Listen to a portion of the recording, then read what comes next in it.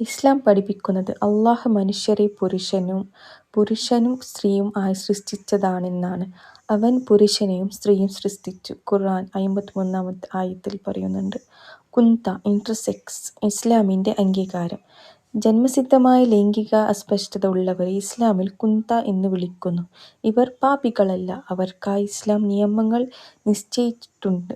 നമസ്കാരം, പർദ്ദ, അവകാശങ്ങൾ, വിവാഹം വ്യക്തത വന്ന ശേഷം. ഇത് ഇസ്ലാമിന്റെ നീതിയും കരുണയും കാണിക്കുന്നു. സ്വയം ലിംഗമാറ്റം. ജീവശാസ്ത്രപരമായി പുരുഷനോ സ്ത്രീയോ ആയ ഒരാൾ സ്വയം ലിംഗമാറ്റം ചെയ്യുന്നത് ഇസ്ലാമിൽ അനുവദനീയമല്ല. പ്രവാചകൻ മുഹമ്മദ് സ.അ.വ പറഞ്ഞു, സ്ത്രീകളെ അനുകരിക്കുന്ന പുരുഷന്മാരെയും പുരുഷന്മാരെ അനുകരിക്കുന്ന സ്ത്രീകളെയും അള്ളാഹു ശപിച്ചിരിക്കുന്നു. ഇസ്ലാമിൽ വികാരവും പ്രവൃത്തിയും വേർതിരിക്കുന്നു. ലിംഗകുഴപ്പം അനുഭവിക്കുന്നത് പാപമല്ല. അതനുസരിച്ച് ലിംഗമാറ്റം ചെയ്യുക അത് അനുവദനീയമല്ല. പരീക്ഷണത്തിൽ സഹിക്കുന്നവർക്കാണ് അള്ളാഹു പ്രതിഫലം നൽകുന്നത്.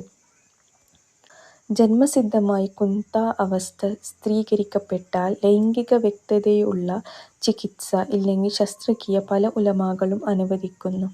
ഇസ്ലാം കുന്ത വ്യക്തികളെ അംഗീകരിക്കുന്നു. സ്വയം ലിംഗമാറ്റം അനുവദനീയമല്ല. വികാരങ്ങൾ പാപമല്ല, പ്രവൃത്തികളാണ് വിലയിരുത്തുന്നത്.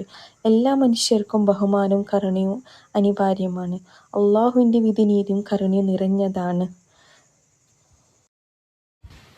ഇസ്ലാം മനുഷ്യരെ പുരുഷനും സ്ത്രീയും ആയി സൃഷ്ടിച്ചതായി പഠിപ്പിക്കുന്നു.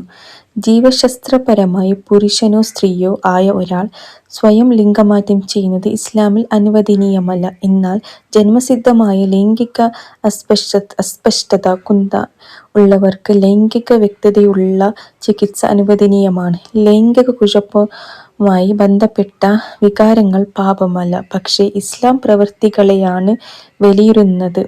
എല്ലാ മനുഷ്യരോടും ബഹുമാനവും കരുണയും കാണിക്കണമെന്നാണ് ഇസ്ലാം പഠിപ്പിക്കുന്നത്.